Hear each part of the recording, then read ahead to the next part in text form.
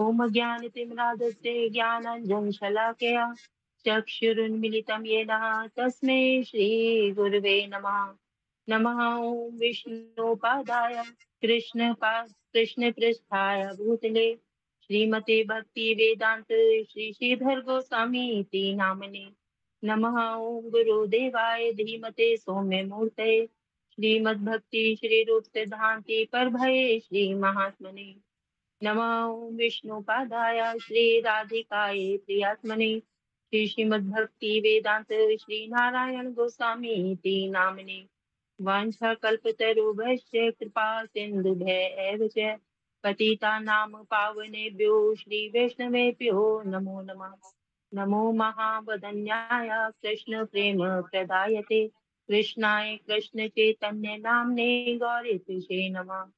हे कृष्ण करुणा सिंधु दीनबंधु जगतपते गोपेश गोपिका कांत श्री राधा कांत नमस्तुते। तप्त कांचन गौरांगी श्री राधे वृंदावनेश्वरी वृषभानुसुते देवी प्रणमामि हरिप्रिय। वृंदाय तुलसी देवे प्रियाय केशवस्य च कृष्ण भक्ति प्रदे देवी सत्यवते नमो नमः। जय श्री कृष्ण चैतन्य प्रभु नित्यानंद श्री अद्वैत गदाधर श्रीवासादि गौर भक्त वृंद। हरे कृष्ण कृष्ण कृष्ण हरे हरे हरे राम राम राम हरे हरे। सर्वप्रथम मैं अपने गुरुदेव ओम विष्णुपाद अष्टोत्तर श्री श्रीमद्भक्ति वेदांत श्री श्रीधर गोस्वामी महाराज जी के अभय चरणों में दंडवत प्रणाम करते हुए उनसे अहेतु की भक्ति की वांछा करती हूँ और अपने परम गुरुदेव ओम विष्णुपाद अष्टोत्तर श्री श्रीमद्भक्ति वेदांत श्री नारायण गोस्वामी महाराज जी के चरणों में और रूप सिद्धांति महाराज जी के चरणों में अनंत कोटि दंडवत प्रणाम करते हुए उनसे भी अहेतु की भक्ति की वांछा करती हूँ और अपनी शिक्षा गुरु श्री मधु खंडेलवाल दीदी के चरणों में अनंत कोटि प्रणाम करते हुए सभी वैष्णवियों के चरणों में यथायोग दंडवत प्रणाम स्वीकार है। आज मेरा विषय है कि कर्म और ज्ञान से जो भक्ति है वो कैसे श्रेष्ठतम है। तो इसमें जो भक्ति विनोद ठाकुर जी हैं वो बताते हैं, सच्चिदानंद भक्ति विनोद ठाकुर जी बताते हैं कि इस संसार में मतलब जो लोग हैं ना अधिकतर वो सब कर्मों में लगे हुए हैं, या तो भोग में लगे हुए हैं या ज्ञान प्राप्ति करने में लगे हुए हैं।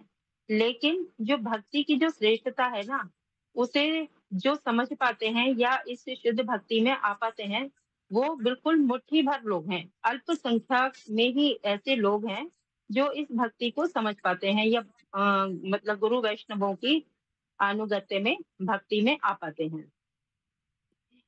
तो लेकिन जो हमारे गुरु वर्ग हैं उन्होंने हम अपने आप को बहुत सौभाग्यशाली मानते हैं कि जो हम इस गुरु परंपरा में आए और जो हमारे गुरु वर्ग हैं विशेष करके जो भक्ति विनोद ठाकुर जी हैं उन्होंने हमें बहुत ही अल्प शब्दों में, बहुत ही कम शब्दों में हमें भक्ति की विशिष्टता बताई कि भक्ति जो है वो कर्म और ज्ञान से किस प्रकार श्रेष्ठतम है।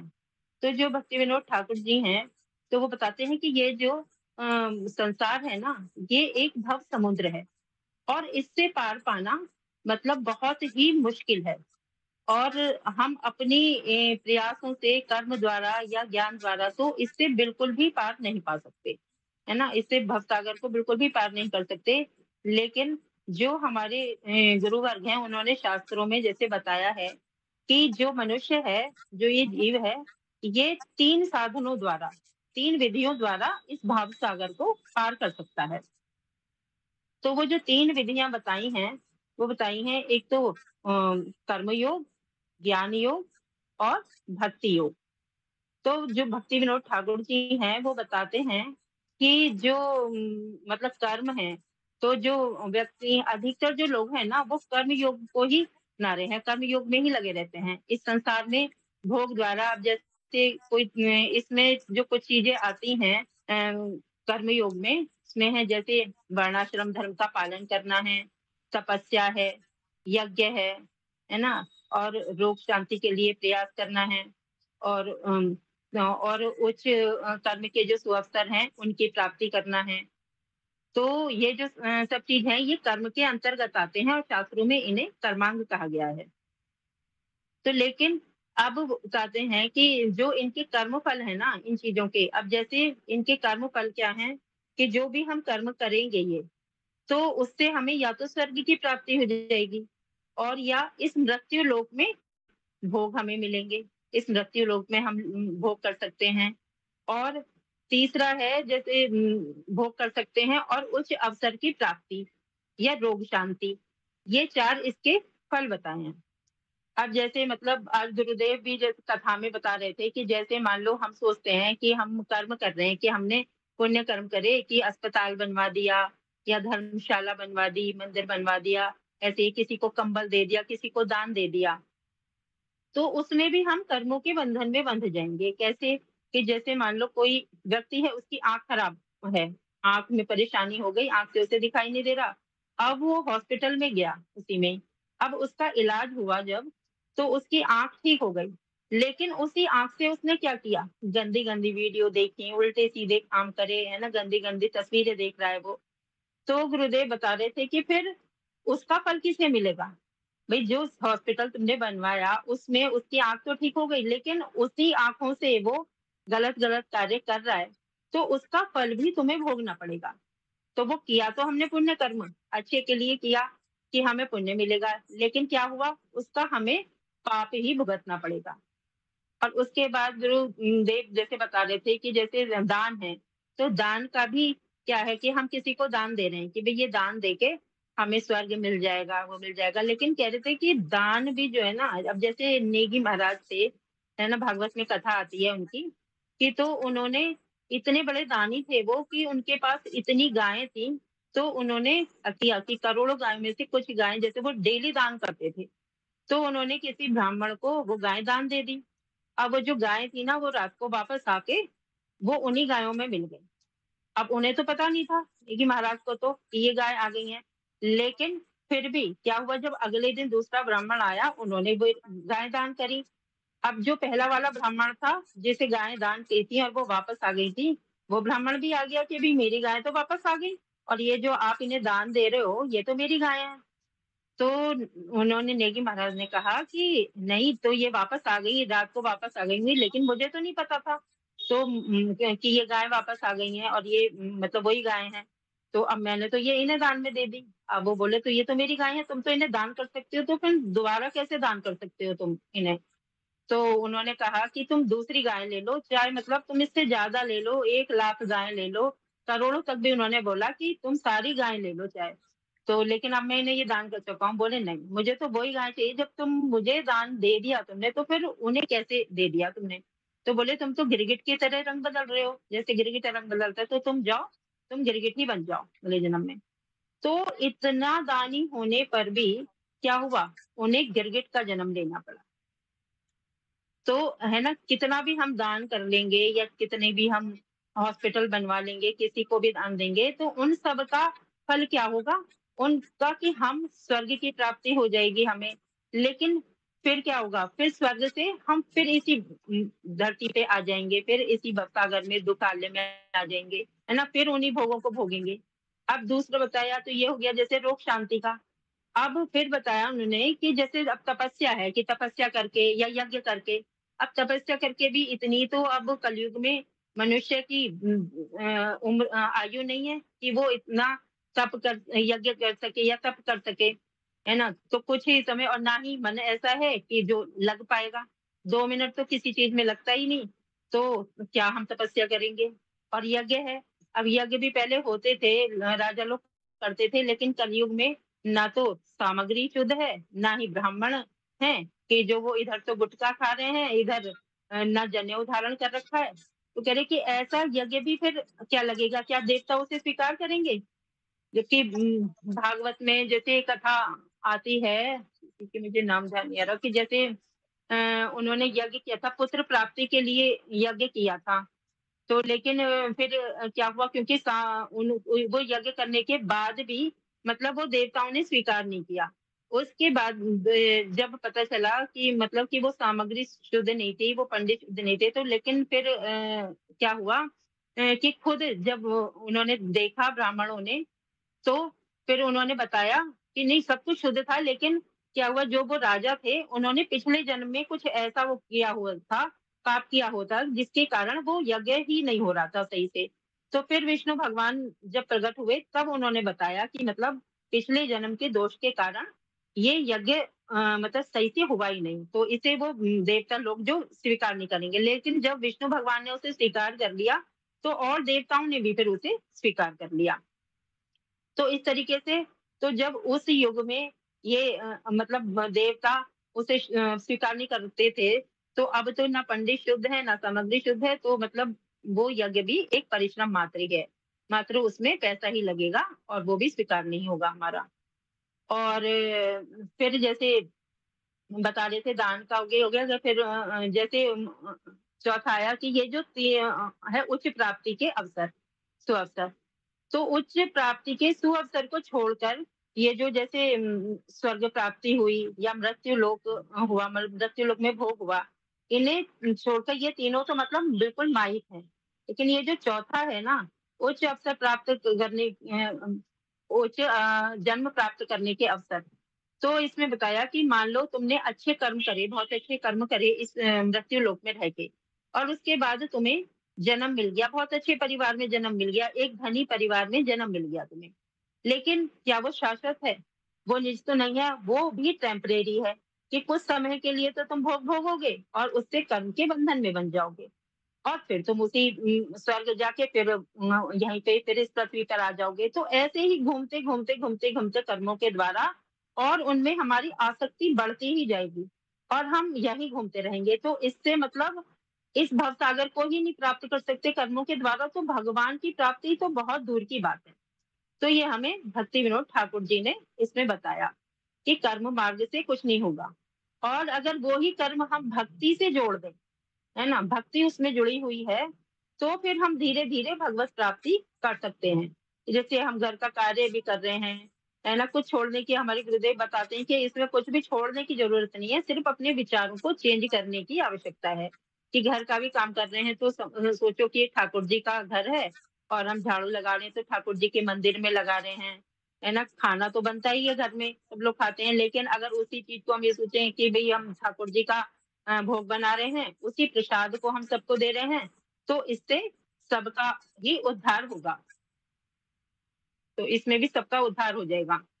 तो इस प्रकार अगर कर्म भक्ति से जुड़े हुए हैं तो वो ठीक है, भगवत प्राप्ति कराएंगे।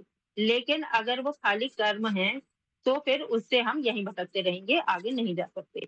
फिर बताया जैसे ज्ञान है, कह रहे कि अब जो ये ज्ञान है, ज्ञान सबसे महत्वपूर्ण बताया, है ना, कि ज्ञान बहुत महत्वपूर्ण है और इससे श्रेष्ठ कुछ नहीं है। लेकिन कौन से ज्ञान की बात कर रहे हैं यहाँ पे भक्ति विनोद ठाकुर जी? कह रहे हैं एक वो शुष्क ज्ञान की बात नहीं कर रहे कि केवल अपनी इंद्रिय तृप्ति के लिए या हमने पैसे कमाने के लिए वो ज्ञान प्राप्त कर लिया, है ना, या ग्रंथ हमने पढ़े, बहुत हमें ज्ञान हो गया तो उसका अहंकार आ गया और हम कथा कर रहे हैं, लेकिन किस लिए? कि अपना आजीविका चलाने के लिए, उसे अपने लिए खर्च कर रहे हैं उस धन को, है ना, और प्रतिष्ठा प्राप्त हो गई हमें उस चीज से, तो वो उस ज्ञान की बात नहीं कर रहे यहाँ पे।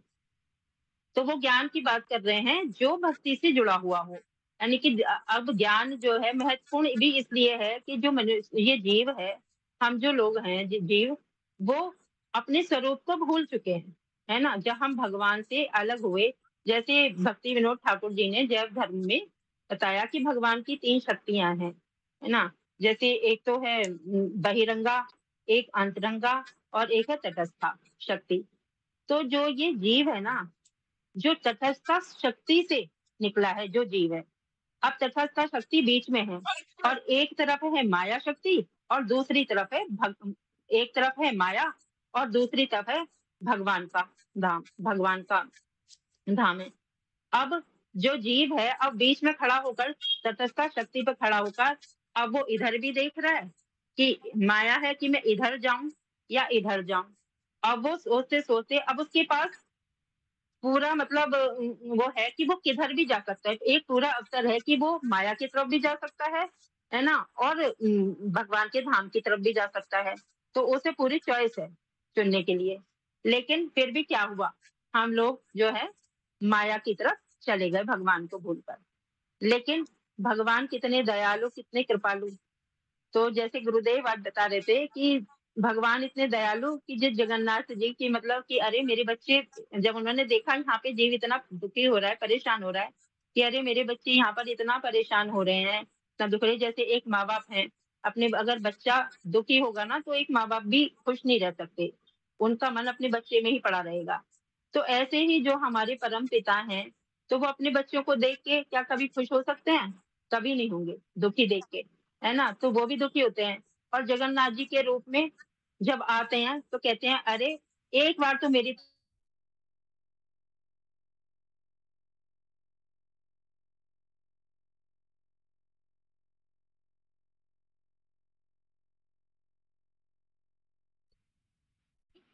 इन्हीं दुख में मतलब आनंद लेते रहते हैं, उसमें ही परेशान होते रहते हैं।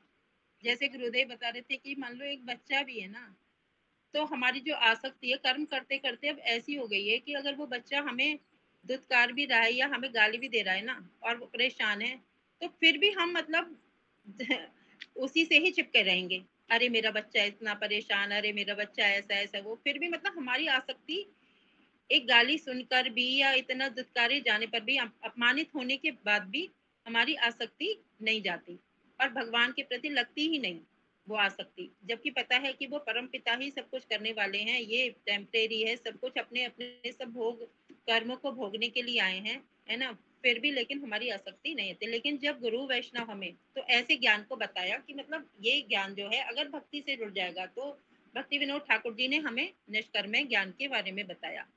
निष्कर्म ज्ञान यानी कि जो अगर भक्ति से वो स्निग्ध है, निष्कर्म ज्ञान, तो वो ठीक है। लेकिन जो वो ज्ञान प्राप्त किए होते हैं, जैसे वो कहलाते हैं आत्माराम, जो अपनी आत्मा में ही रमण करते हैं। अब जो निष्कर्म ज्ञान है, उसमें है कि उन्हें जीव को पता तो है ये कि मतलब हाँ भगवत कि भगवान है ना? उन्हें चित उसकी प्राप्त पता तो रहता है चित वस्तु का कि है, लेकिन वो आनंद नहीं प्राप्त हो पाता उन्हें, आनंद की अनुभूति नहीं होती। जैसे बताया कि मतलब जो ज्ञान के बिना हमें जैसे हम अपने स्वरूप को भूल गए हैं, तो हमें ये तो ज्ञान द्वारा ये पता चलेगा कि हम एक आत्मा है ना? और ये जो जीव है, ये जड़ातीत है, जड़ आश्रित नहीं है ना? लेकिन फिर भी अपने स्वरूप को भूल के वो जड़ आश्रित बना हुआ है। और ज्ञान द्वारा अगर हमें अपने स्वरूप को जान लेंगे, लेकिन वो ज्ञान तभी महत्वपूर्ण है जब वो भक्ति से जुड़ा हुआ है ना? भक्ति है उसमें। अब जैसे जो ये मायावादी जो ब्राह्मण हैं या जो कथा कर रहे हैं, ऐसा नहीं है कि उन्हें ज्ञान नहीं है, उन्हें ज्ञान है, उन्होंने शास्त्र भी पढ़े हुए हैं, लेकिन फिर भी उन्हें वो अनुभूति नहीं होती, क्योंकि वो भक्ति से जुड़े नहीं, वो भगवान को जान ही नहीं पाते। वो पढ़ा रटा रटाया सुना तो देंगे, बता तो देंगे, लेकिन उन्हें वो उस आनंद की अनुभूति नहीं होती उन्हें, है ना? तो इसलिए ऐसा ज्ञान भी कहा है कि ऐसा ज्ञान भी परिश्रम मात्र भी है ना? और कहते हैं कि ज्ञान प्राप्ति के लिए सबको ऐसा अधिकार नहीं कि सबको ही ज्ञान प्राप्ति हो जाएगी। उसके लिए हमें अपनी इंद्रियों पर भी विजय प्राप्त करनी होगी, आंतरिक इंद्रियों पर भी और बाहर की पे भी। तो कहते हैं कि अब हम कलयुग में एक इंद्रिय पर तो कंट्रोल कर नहीं पाते, तो सारी इंद्रियों पर कैसे हम कंट्रोल करेंगे? तो ये भी मतलब संभव नहीं हो पाता। अब जैसे बड़े-बड़े लोग थे, जैसे विश्वामित्र जी थे, इतने साल उन्होंने तपस्या करी, इतना वो करा, लेकिन फिर भी क्या हुआ? एक अप्सरा के लिए जैसे ही वो मेनका आई और उनकी सारी तपस्या सब भंग हो गई, है ना? तो इतने वर्षों की तपस्या भी उनकी भंग हो गई। तो इस कारण बताया कि मतलब जो कर्म योग हैं और जो ज्ञान योग हैं, इसके द्वारा हम इस भव सागर को कभी भी पार नहीं कर सकते। फिर आया भक्ति योग। अब भक्ति योग में कहते हैं कि भैया जो दुराचारी से दुराचारी भी व्यक्ति है ना, वो भी मतलब भक्ति कर सकता है। भगवान का जाप है, जैसे जप है, तो उसमें भी कोई नियम नहीं बताया उन्होंने कि वो किसी भी टाइम कभी भी कर सकते हैं हम। तो अब जैसे भक्ति विनोद ठाकुर जी ने नवदा भक्ति बताई है कि नवदा भक्ति, तो उसमें भी 3 चीज़ श्रेष्ठ बताई उन्होंने। क्या कि 9 चीज़ों को भी छोड़कर भैया इतना भी नहीं हो रहा, तो 3 चीज़ श्रवण, कीर्तन और स्मरण, कि ये 3 चीज़ ही अगर तुम कर लोगे, और उसमें भी जो कीर्तन है ना, कि उसके द्वारा इन दोनों अंगों का भी ये दोनों अंग भी उसमें ही आ जाएँगे। जैसे मान लो हम कीर्तन कर रहे हैं, तो उसमें स्मरण भी आ जाएगा और हमारा श्रवण भी आ जाएगा, कि कान द्वारा हम उसे सुन रहे हैं और फिर उसे स्मरण कर रहे हैं। तो एक अंग द्वारा ही हमारे तीनों अंग हो जाएँगे उसमें। तो फिर बताया कि भैया भक्ति का क्या फल? और वो तो जैसे जब महाप्रभु आए यहाँ पर, तो उन्होंने सोचा कि मतलब अगर मैं कृष्ण रूप में, जैसे मैंने शस्त्रों का उठाए थे और आसुरी प्रवृत्ति के लोगों का नाश किया था, मैंने असुरों को मारा था, लेकिन अगर मैं कलयुग में आके इन लोगों को शस्त्रों द्वारा मतलब मैं मारूंगा, तो सारे ही लोग आसुरी प्रवृत्ति के हैं ये तो, है ना? तो मैं किस-किस को, पूरी पृथ्वी नष्ट हो जाएगी। तो तब उन्होंने कहा कि मैं मतलब शस्त्र ना उठाकर प्रेम रूपी शस्त्र से लोगों का उद्धार करूंगा। तो तब उन्होंने हमें एक सरल मार्ग बताया नाम जप का, कि तुम भगवान का नाम जप करो सिर्फ, और उसे किसी भी अवस्था में लेट के, बैठ के, अवहेलना पूर्वक, है ना, भय से कैसे भी तुम उस नाम को करोगे ना, तो तुम उसे ही, उसी से तुम्हें भगवत प्राप्ति हो जाएगी। अब जैसे गुरुदेव उदाहरण बता रहे थे कि जैसे वो थे हरिदास ठाकुर जी थे, उन्होंने क्या किया, सिर्फ 3 मतलब वो सिर्फ हरि नाम करते थे, है ना? और 3 लाख हरि नाम करते थे। तो भगवान कह रहे हैं कि मतलब जैसे एक माँ होती है ना, तो माँ अपने बच्चों का पूरा ध्यान रखती है कि अरे ये पढ़ रहा है या ये खेल के भी आया बच्चा, तो उसे कोई चिंता नहीं रहती कि भैया माँ देख लेगी, वो उसे खाने का, पीने का सबका ध्यान रखेगी। इसी प्रकार जो भगवान हैं, वो हमारे माँ-बाप, सखा सब कुछ हैं। तो जैसे भक्ति विनोद जैसे हरिदास ठाकुर जी थे, और जब वो नाम करते थे और जब जगन्नाथ जी में थे, तो वो उनका शरीर मतलब इस लायक नहीं था कि वो जा पाएँ मंदिर के दर्शन करने या महाप्रभु के पास। तो महाप्रभु इतना ध्यान रखते थे उनका कि भैया मेरा जो ये भक्त है, ये हरि नाम कर रहा है, मेरा नाम ले रहा है, तो मैं इसके लिए प्रसाद लेके जाऊँगा। और वो खुद प्रसाद लेके हरिदास ठाकुर जी के पास जाते। और एक बार जब वो कहने लगे कि हरिदास लो, ये मैं प्रसाद लेके आया हूँ तुम्हारे लिए। तो उन्होंने कहा कि नहीं प्रभु, मैं आज नहीं ले सकता, आज मैं इसे ग्रहण नहीं करूँगा। बोले क्यों? बोले आज मेरा मन जो है ना स्वस्थ नहीं है, कि शरीर तो ठीक है लेकिन मन स्वस्थ नहीं है, क्योंकि आज मेरा हरि नाम पूरा नहीं हुआ। तो महाप्रभु को मतलब इतना अंदर से दुःख भी हो रहा था और खुशी भी हो रही थी कि मतलब ये कितना दृढ़ है, कितनी दृढ़ता से भक्ति कर रहा है। तो उन्होंने कहा कि हरिदास पूरा जीवन हो गया तुम्हें ये करते-करते, क्या तुम मतलब अब तो थोड़ा कम कर दो ये नाम? तो बोले नहीं प्रभु, ये मैं कम नहीं कर सकता, और मैं तभी मतलब ये ग्रहण करूँगा तब मेरा हरि नाम पूरा हो जाएगा। तो ऐसी दृढ़ भक्ति द्वारा, जिसकी ऐसी दृढ़ भक्ति है, तो जैसे एक माँ अपने बच्चों के इतने से मतलब काम पे ही खुश हो जाती है, तो क्या हमारे जो भगवान हैं वो खुश नहीं होंगे? तो वो हरिदास ठाकुर जी को पे कितना मतलब खुश होते, जब उन्होंने प्राण त्यागे, अपने शरीर उन्होंने त्यागा, तो कैसे उन्होंने गोदी में लेकर उन्हें लेकर और कैसे चारों तरफ मतलब उन्हें लेके नृत्य किया महाप्रभु ने। इसी प्रकार जो सनातन गोस्वामी जी थे, रूप गोस्वामी जी थे, जब वो टेर कदम में भजन करते थे, तो एक बार जब सनातन गोस्वामी जी उनके पास आ रहे थे, जो उनके बड़े भाई हैं सनातन गोस्वामी जी, रूप गोस्वामी जी के, तो जब उनके पास आए तो रूप गोस्वामी जी ने सोचा कि भई बड़े भैया आ रहे हैं, तो मेरे पास तो कुछ है भी नहीं, मैं क्या खिलाऊँगा उन्हें?